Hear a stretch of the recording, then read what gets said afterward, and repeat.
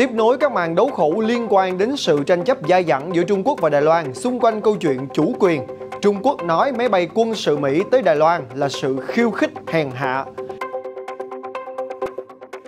Không chỉ chọc tức Bắc Kinh về vấn đề Đài Loan, Thượng viện Mỹ còn thông qua luôn dự luật đổi mới và cạnh tranh Mỹ năm 2021 USICA nhằm đối phó với Trung Quốc, lập tức Bắc Kinh cáo buộc Mỹ hoang tưởng, chứa đầy tâm lý chiến tranh lạnh và định kiến ý thức hệ.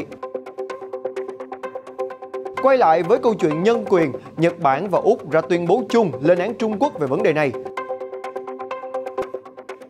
Sau một thời gian dài bị Trung Quốc bắt nạt kinh tế, Thủ tướng Úc kêu gọi cải cách WTO. Tại Biển Đông, Tư lệnh quân đội Philippines tới thăm đảo Thị Tứ nằm trong quần đảo Trường Sa của Việt Nam. Các thông tin đáng chú ý khác, Tổng thống Mỹ Joe Biden bắt đầu chuyến công du 8 ngày tới châu Âu. Nga sản xuất chiến hạm tàng hình hoàn chỉnh đầu tiên. EU-Mỹ sắp gỡ bỏ thuế quan từ thời cựu Tổng thống Trump.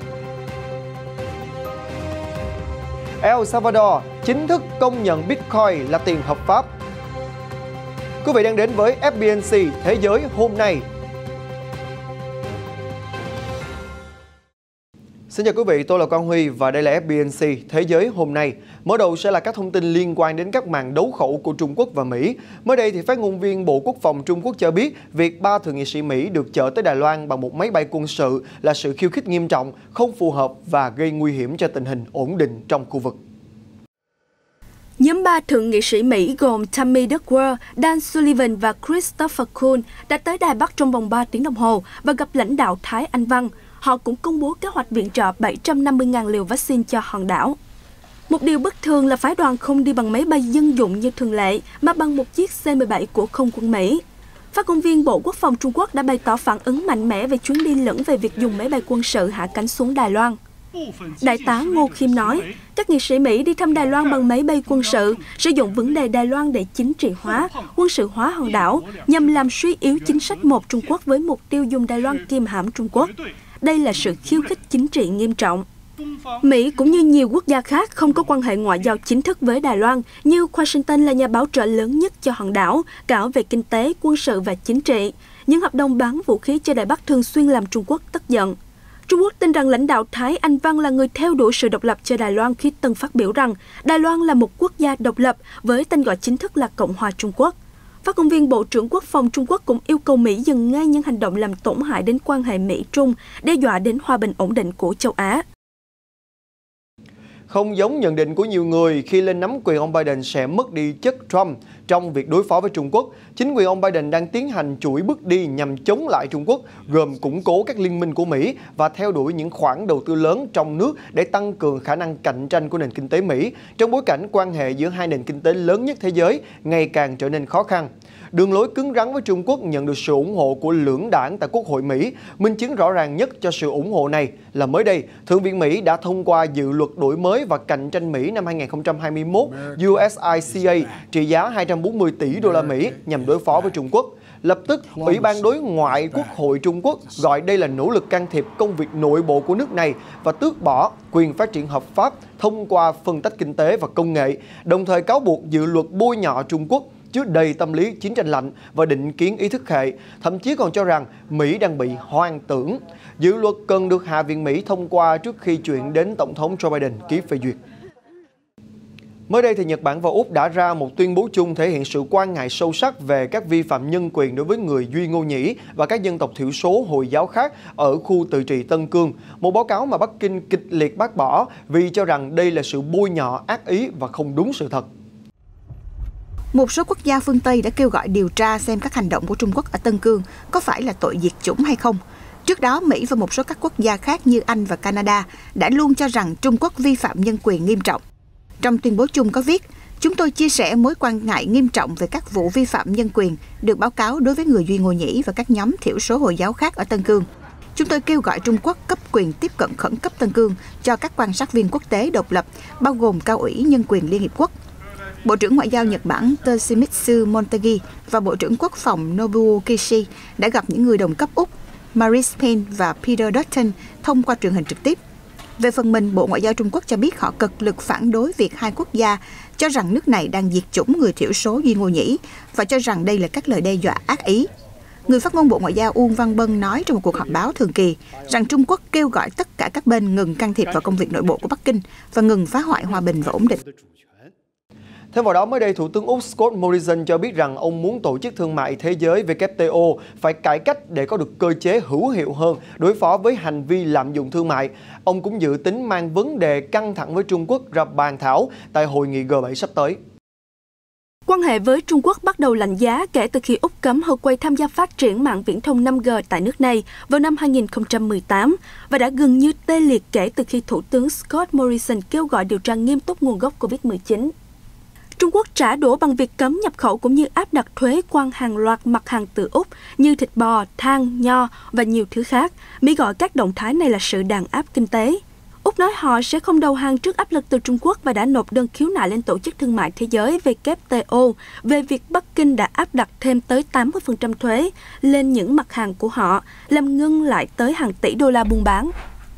Mới đây, Thủ tướng Scott Morrison kêu gọi các nước G7 cùng thúc đẩy kế hoạch cải cách WTO. Ông nói, cách thực tế nhất để giải quyết việc đàn áp kinh tế là phải khôi phục lại cơ chế giải quyết tranh chấp hiệu quả trên phạm vi toàn cầu. Nếu không giải quyết tốt, các hành vi lạm dụng thương mại sẽ không được kiềm chế và sẽ tiếp tục đẩy mạnh. Nước Úc là một ví dụ và sẽ tới các khu vực khác trên thế giới. Tại Biển Đông, theo Reuters, vừa qua thì tư lệnh quân đội Philippines Sobejana đã đến đảo Thị Tứ nằm trong quần đảo Trường Sa thuộc chủ quyền của Việt Nam. Và theo ông Sobejana, chuyến thăm nhằm kiểm tra tình hình trên đảo, phục vụ kế hoạch cải tạo hòn đảo thành trung tâm hậu cần, đảm bảo hoạt động cho lực lượng Philippines. Chuyến thăm diễn ra vào ngày 7 tháng 6 nhưng đến ngày 9 tháng 6 mới được Bộ Quốc phòng nước này công bố. Hình ảnh do truyền thông Philippines công bố cho thấy tướng Sobejana đến đảo bằng vận tải cơ C-130. Thị Tứ là thực thể thuộc quần đảo Trường Sa của Việt Nam, hiện bị Philippines chiếm đóng trái phép. Manila năm ngoái phân bổ khoảng 26 triệu đô la để xây dựng và cải tạo công trình trên đảo, trong đó có dự án bê tông hóa đường băng. Đường băng này được Philippines xây dựng trái phép trên đảo Thị Tứ từ thập niên 1970, nhưng đã bị nước biển làm xói lở cùng bề mặt đường băng xấu khiến máy bay khó cất và hạ cánh. Tướng Sobejana hồi đầu tháng 5 cho biết quân đội nước này sẽ đề nghị chính quyền Tổng thống Rodrigo Duterte chi tiền để củng cố, xây thêm cơ sở hậu cần trên đảo Thị Tứ. Nguồn tin chính phủ Philippines cuối tháng trước tiết lộ, Bộ trưởng Quốc phòng Delfin Lozenzana sắp ký hợp đồng sửa chữa nâng cấp đường băng tại thực thể này. Vào ngày 9 tháng 6 vừa qua, Tổng thống Mỹ Joe Biden đã khởi hành đến Anh, bắt đầu chuyến công du nước ngoài đầu tiên kể từ khi nhậm chức. Trong đó thì ông sẽ dừng chân đầu tiên tại Anh để dự hội nghị thượng đỉnh G7. Chuyến đi của ông Biden sẽ kéo dài trong 8 ngày với nỗ lực hàn gắn quan hệ xuyên Đại Tây Dương, vốn căng thẳng dưới thời cựu Tổng thống Donald Trump. Theo kế hoạch, Anh sẽ là điểm dừng chân đầu tiên của ông Biden trong chuyến công du châu Âu 8 ngày. Tại đây, ông sẽ tham gia hội nghị thượng đỉnh G7. Cuộc họp dự kiến sẽ tập trung vào vấn đề ngoại giao, vaccine, thương mại, khí hậu và sáng kiến xây dựng lại cơ sở hạ tầng ở các nước đang phát triển. Các quan chức Mỹ coi nỗ lực xây dựng lại cơ sở hạ tầng ở các nước đang phát triển là cách để ngăn chặn ảnh hưởng ngày càng tăng của Trung Quốc. Ông Biden có thể phải đối mặt với áp lực lớn hơn trong việc chia sẻ nguồn cung cấp vaccine của Mỹ với các nước khác. Tại Anh, ông Biden cũng sẽ có cuộc hội đàm với Thủ tướng Anh Boris Johnson. Đây được xem là cơ hội để làm mới mối quan hệ đặc biệt Mỹ-Anh sau khi Anh rời Liên minh châu Âu. Ông Biden cũng sẽ có cuộc gặp với nữ hoàng Anh Elizabeth. Sau đó, ông Biden sẽ đến Bruxelles, Bỉ để hội đàm với các nhà lãnh đạo NATO và EU. Chương trình nghị sự dự kiến sẽ tập trung vào các vấn đề như đóng góp ngân sách quốc phòng chung NATO, sách lược đối với Nga và Trung Quốc. Chặng dừng chân cuối cùng của ông Biden là ở Geneva, Thụy Sĩ. Tại đây, ông sẽ có cuộc gặp trực tiếp với Tổng thống Nga Vladimir Putin vào ngày 16 tháng 6. Đây được xem là cơ hội để lãnh đạo Mỹ-Nga trình bày quan điểm, lập trường trong một loạt các vấn đề như tấn công mạng, can thiệp bầu cử, Ukraine và Belarus. Theo tờ Taiwan News, mới đây, điều phối viên Hội đồng An ninh Quốc gia Hoa Kỳ NSC về các vấn đề Ấn Độ Dương-Thái Bình Dương, ông Kurt Campbell cho biết rằng Washington đang hành động để duy trì hòa bình ở eo biển Đài Loan và các nước cũng nên xem xét để xem đây là một vấn đề quan trọng và cùng nhau thực hiện. Ông Kurt Campbell, điều phối viên Hội đồng An ninh Quốc gia Hoa Kỳ NSC về các vấn đề Indo-Pacific, đã tham gia một cuộc đối thoại trực tuyến với ông Richard Fontaine, CEO của Trung tâm An ninh Mỹ. Như một phần của Hội nghị An ninh Quốc gia 2021, điều phối viên NSC tuyên bố điều quan trọng nhất có thể làm là áp dụng một bộ biện pháp toàn diện để tìm cách nâng cao răn đe, duy trì hòa bình và ổn định trên eo biển Đài Loan và cho phép hòn đảo này sống trong hòa bình. Liên quan đến các lời kêu gọi thay đổi chính sách trong quan hệ giữa Washington và Đài Bắc, ông Campbell cho biết ông tin rằng quan hệ song phương đã phát triển trong vài thập kỷ qua, vẫn đang phát triển rất tốt, và sự điều chỉnh vội vàng có thể gây ra tác dụng phụ. Điều phối viên NSC cũng nói rằng Mỹ đã đưa ra những tuyên bố rõ ràng về mục đích chiến lược về sự ổn định ở eo biển, đồng thời chỉ ra rằng đạo luật quan hệ Đài Loan đã cấp cho Washington khả năng thực hiện hành động quân sự ở Tây Thái Bình Dương trong trường hợp xung đột hai bên bờ eo biển. Ông nói thêm điều cần thiết là Mỹ cần tiếp tục cung cấp vũ khí phòng thủ cho Đài Loan để hòn đảo nâng cao khả năng chiến đấu. Ông Campbell cũng đồng thời cho biết thêm, chính quyền Tổng thống Biden đang thực hiện các hành động phối hợp và gửi thông điệp rõ ràng để chứng minh quyết tâm duy trì hòa bình và ổn định tại khu vực này. Vừa qua, chính quyền Tổng thống Joe Biden cho biết đã thành lập đơn vị chuyên trách nhằm đối phó với các hành vi thương mại bất bình đẳng. Mục tiêu chủ yếu là Trung Quốc. Lực lượng tấn công về chuỗi cung ứng thương mại nằm dưới chỉ đạo của đại diện thương mại Mỹ Katherine Tai. Đơn vị này có nhiệm vụ theo dõi những hành vi sai phạm cụ thể, ảnh hưởng tới chuỗi cung ứng của Mỹ và có thể bị đáp trả bởi các biện pháp phòng vệ thương mại. Theo một quan chức cấp cao của Mỹ, nước này đang phải đối mặt với những hành vi thương mại không công bằng từ một số chính phủ nước ngoài như trợ cấp doanh nghiệp hay cưỡng chế chuyển giao tài sản trí tuệ. Quan chức này cho biết một số chính sách công nghiệp của Trung Quốc đã góp phần làm tổn thương chuỗi cung ứng của Mỹ và nước Mỹ sẽ thấy lực lượng tấn công này tập trung tạo ra một số khía cạnh trong chính sách Trung Quốc. Bên cạnh đó, quan chức Mỹ cũng tiết lộ Bộ Thương mại đang cân nhắc khởi động cuộc điều tra đối với tác động về an ninh quốc gia từ việc nhập khẩu 5 châm neodymium, thiết bị được sử dụng trong động cơ và các sản phẩm công nghiệp khác mà Mỹ chủ yếu mua từ Trung Quốc. Vừa qua, thì trong khuôn khổ chuyến thăm Mexico của Phó Tổng thống Mỹ Kamala Harris, đại diện Bộ Ngoại giao Mexico và Cơ quan Phát triển Quốc tế của Mỹ USAID đã ký bản ghi nhớ về hợp tác quốc tế để thúc đẩy phúc lợi xã hội ở các quốc gia Trung Mỹ, qua đó giải quyết đến tận gốc rễ vấn đề di cư trái phép. Trong cuộc hội đàm, thì Tổng thống Mexico Andrés Manuel López Obrador và bà Kamala Harris đã thảo luận về các biện pháp tăng cường quan hệ song phương và các giải pháp cho vấn đề người di cư Trung Mỹ. Trong khuôn khổ chuyến thăm Mexico của Phó Tổng thống Mỹ Kamala Harris, Ngoại trưởng Mexico Marcelo Ebrard cho biết bản ghi nhớ bao gồm việc trao đổi kinh nghiệm và việc nhân rộng sang Guatemala, El Salvador và Honduras các chương trình phúc lợi xã hội theo sáng kiến của Mexico, gồm dự án trồng rừng và cấp học bổng cho học sinh sinh viên. Trước đó, Tổng thống López Obrador đã nhiều lần đề cập đến việc đầu tư phát triển kinh tế xã hội tại Trung Mỹ và khu vực miền Nam nước này nhằm tạo ra một bức tường thịnh vượng để hạn chế làn sóng di cư từ các quốc gia Trung Mỹ. Chuyến công du của Phó Tổng thống Harris đến Guatemala và Mexico nằm trong chiến lược của Tổng thống Mỹ Joe Biden nhằm giải quyết triệt để vấn đề người di cư trái phép vào Mỹ, chủ yếu là từ các quốc gia thuộc tam giác phía Bắc Trung Mỹ, gồm El Salvador, Guatemala và Honduras. Theo các tổ chức nhân quyền, mỗi năm khoảng 500.000 người di cư Trung Mỹ vượt qua Mexico để tìm đường đến Mỹ trong cuộc hành trình dài và nguy hiểm. Mới đây, thì hãng thông tấn Nga RIA cho biết nước này đang trong giai đoạn cuối hoàn thiện chiến hạm được trang bị công nghệ tàng hình, có thể qua mặt được các thiết bị dò tìm của đối thủ. Theo hai nguồn tin giấu tên, hãng tin RIA cho biết chiến hạm tàng hình Mercury thuộc dự án 20386 sẽ được chuyển giao Hải quân Nga vào năm 2022. Hiện phần thân của chiến hạm này đã được hoàn thiện, mặc dù Nga đã sử dụng công nghệ tàng hình như vật liệu phủ hấp thu radar đối với một số tàu hải quân, nhưng Mercury là chiến hạm tàng hình hoàn toàn đầu tiên mà nước này sử dụng thiết kế giảm tối đa phần nhô ra và các kẽ hở. Chiến hạm cũng sẽ được trang bị tên lửa hành trình, tên lửa phòng không và pháo cùng loại vũ khí đặc biệt nhằm đáp ứng nhiệm vụ săn và tiêu diệt tàu ngầm. Trong những năm gần đây, Nga luôn tập trung đầu tư vào chương trình hiện đại hóa vũ khí với mục đích thay thế những vũ khí cũ từ thời Liên Xô, nhưng nỗ lực đã bị ảnh hưởng rất nhiều bởi các lệnh trừng phạt của phương Tây. Theo một số nguồn tin, tại hội nghị thượng đỉnh vào ngày 15 tháng 6 tới đây, các lãnh đạo EU và Mỹ sẽ thảo luận việc xóa bỏ những hàng rào thuế quan được áp đặt dưới thời cựu Tổng thống Trump, thời gian từ giờ đến tháng 12. Hai bên cũng sẽ tránh xa vào các cuộc tranh cãi thương mại mới. Một văn bản phát thảo về nội dung hội nghị được Reuters có trong tay cho thấy các lãnh đạo EU đã cố gắng vạch ra một lộ trình hoàn hảo với Mỹ sau khi ông Joe Biden nhậm chức tháng 1 năm 2021. Văn bản này được các đại sứ EU thảo luận gần đây nhằm chấm dứt cuộc tranh cãi kéo dài liên quan đến trợ cấp cho các công ty sản xuất máy bay trước ngày 11 tháng 7 và tiến tới gỡ bỏ thuế liên quan đến thép và nhôm trước ngày 1 tháng 12. Nguồn tin từ ngành công nghiệp thép cho biết hai bên muốn giải quyết vấn đề thuế trả đũa lẫn nhau cả ở rượu, whisky và xe máy. Châu Âu cũng không cần thiết phải áp thuế 25% lên thép và 10% lên nhôm của Mỹ nữa. Trong tháng 5, các quan chức Mỹ và châu Âu đã tiến hành đàm phán để giảm căng thẳng về thương mại, cũng như nhấn mạnh vào sự phá giá thị trường của các doanh nghiệp kim loại từ Trung Quốc. Khoảng 12 quốc gia EU đang cân nhắc những vấn đề về bảo vệ ngành thép của mình sau tháng 6 này, trước viễn cảnh hàng nhập khẩu ồ ạt tràn về từ khắp nơi, nhất là châu Á.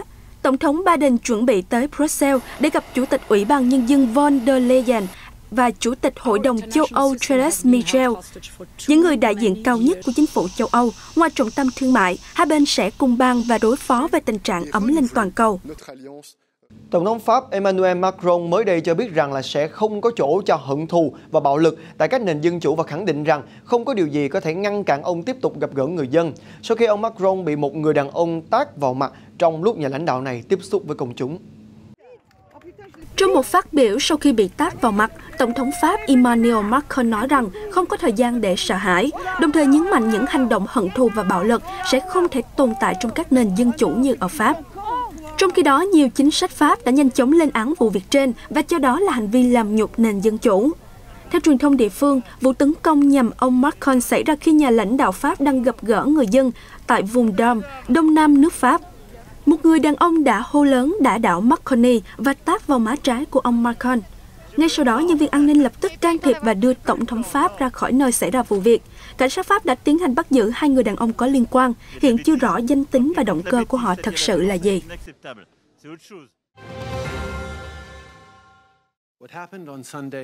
Phát biểu trước Quốc hội Canada, Thủ tướng nước này Justin Trudeau khẳng định rằng vụ đâm xe có chủ đích ở thành phố London thuộc tỉnh Ontario khiến 4 người trong một gia đình theo đạo Hồi thiệt mạng là một cuộc tấn công cực đoan xuất phát từ sự thù hận. Nghi phạm Nathaniel Velman, 20 tuổi, đã bị cảnh sát bắt giữ sau đó và phải đối mặt với 4 tội danh giết người cấp độ 1 và một tội danh cố ý giết. Ông Trudeau đồng thời nhấn mạnh sự việc này không phải là cá biệt khi nhiều vụ tấn công tương tự đã xảy ra trước đó. Trước đó, vào năm 2017, một vụ nổ súng vào các thành viên của Thánh đường Hồi giáo đã diễn ra ở thành phố Quebec, khiến 6 người chết và 5 người bị thương. Hiện chính phủ Canada đang tài trợ cho các sáng kiến bảo vệ cộng đồng dễ bị tổn thương nhằm chống lại sự thù hận cũng như loại bỏ các nhóm thù địch cực hữu. Vừa qua, Ngoại trưởng Anh Dominic Raab đã gặp Thủ tướng Khatimi, Tổng thống Salih, Bộ trưởng Ngoại giao Hussein và các quan chức cấp cao khác trong chính phủ Iraq. Thông qua chuyến thăm này, thì ông Raab tái khẳng định cam kết của Vương quốc Anh đối với Iraq thông qua việc ký kết hợp tác chiến lược giữa hai nước. Ngoài ra, thì ông đã thảo luận về việc đóng góp 17 triệu bảng của Vương quốc Anh vào cuộc chiến chống Covid-19 tại Iraq, đồng thời hỗ trợ cho các kế hoạch cải cách kinh tế đầy tham vọng và rất cần thiết của Iraq. Chuyển sang một thông tin về Bitcoin, thưa quý vị, sau khi luật Bitcoin được Quốc hội thông qua vào ngày 9 tháng 6, El Salvador chính thức trở thành quốc gia đầu tiên coi đồng tiền số Bitcoin là đồng tiền hợp pháp. Kênh Fence 24 dẫn tuyên bố của Tổng thống El Salvador Nayib Bukele trên mạng xã hội Twitter cho biết rằng luật Bitcoin vừa được phê chuẩn với đa số phiếu, đó là một dấu ấn lịch sử. Điều luật do ông Bukele đề xuất lên Quốc hội vào cuối tuần trước đã được 62 trên tổng số 84 nghị sĩ tán thành. Trước phiên bỏ phiếu thông qua luật Bitcoin, Tổng thống Bukele khẳng định việc áp dụng tiền kỹ thuật số sẽ mang lại nguồn tài chính, đầu tư, du lịch, đổi mới và phát triển kinh tế toàn diện cho đất nước Trung Mỹ này. Theo ông, Bitcoin là cách nhanh nhất để chuyển hàng tỷ đô la Mỹ kiều hối về El Salvador mà không bị thất thoát hàng triệu đô la Mỹ cho các bên trung gian. Kiều hối của những người El Salvador làm việc tại nước ngoài chiếm 1/9 trong nền kinh tế của nước này, tương đương khoảng 22% tổng sản phẩm quốc nội. Theo báo cáo chính thức, vào năm 2020, lượng kiều hối về nước này đạt 5,9 tỷ đô la Mỹ. Theo ông Romeo Albach, Phó Chủ tịch Đảng Liên minh Đại đoàn kết quốc gia tại El Salvador nhận định, đây là điều luật sẽ khiến nước này trở thành nơi được cả thế giới quan tâm và hấp dẫn hơn đối với đầu tư nước ngoài. Một tượng đồng của vị thần chính trong vương quốc Sabah cổ xưa, nơi hiện là tỉnh Madrid của Yemen, được nằm trong khu vực tối tăm của bảo tàng quốc gia Sanaa. Yemen, quốc gia đang phải chịu cảnh nội chiến khốc liệt, nơi những bảo tàng đang phải chật vật để giữ gìn giá trị từ quá khứ. Thành phố tranh chấp Tai ở Yemen, bảo tàng quốc gia lịch sử Sanaa trở thành đống đổ nát sau thảm họa thiên nhiên và cuộc xung đột giữa Ả Rập Xê Út và lực lượng Houthi. Các bản thảo đóng bụi, những giá sách bị đốt cháy cùng những mảnh kính vỡ nằm rải rác bên trong bảo tàng. Nhưng may mắn, phần lớn các bộ sưu tập cổ vật vẫn còn được giữ toàn vẹn khi chúng được chuyển đến nơi khác trong bảo tàng kể từ khi cuộc chiến nổ ra vào năm 2015. Theo Tổng cục Cổ vật và Bảo tàng Yemen, khoảng 70% số đó đã bị đánh cắp và bán ở các chợ địa phương. Hiện Tổng cục đang làm việc với Quỹ Di sản Toàn cầu để nỗ lực thu hồi những cổ vật đã mất, cũng như khôi phục giá trị bị tàn phá do nội chiến khốc liệt. Sau một thời gian dài bị đại dịch Covid-19 tấn công dữ dội và làm tê liệt nền kinh tế, đặc biệt là ngành du lịch, thì mới đây, Cơ quan Quản lý Du lịch Thái Lan cho biết họ hy vọng năm nay sẽ đón khoảng 3 triệu du khách quốc tế sau khi chính thức mở cửa lại một phần. Mục tiêu trên ít hơn con số 4 triệu khách mà Cơ quan Du lịch Thái Lan đặt ra vào tháng 4 năm nay, trong bối cảnh quốc gia này vẫn đang đối mặt với sự quay lại mạnh mẽ nhất của Covid-19 từ khi chúng bắt đầu xuất hiện. Thái Lan đã bắt đầu tiêm chủng trên diện rộng từ đầu tuần này, cho phép khách du lịch quốc tế đã được tiêm chủng có thể tới đảo Phuket mà không cần cách ly. Đây là thử nghiệm để chính phủ sẽ mở cửa thêm khoảng 9 điểm du lịch khác từ giờ tới tháng 10 sau một thời gian dài đóng cửa. Theo Cơ quan Du lịch Thái Lan, 3 triệu khách này sẽ được dự đoán sẽ chủ yếu đến vào 3 tháng cuối năm và họ sẽ chi tiêu ít nhất từ 240 triệu đến 300 triệu bạc, tương đương khoảng 9 tỷ đô la. Con số trên đã mang đến những làn gió khởi đầu mới cho nền kinh tế. Thông tin vừa rồi cũng đã khép lại FBNC Thế giới hôm nay. Con Huy xin được cảm ơn quý vị đã dành thời gian quan tâm theo dõi. Xin chào và hẹn gặp lại.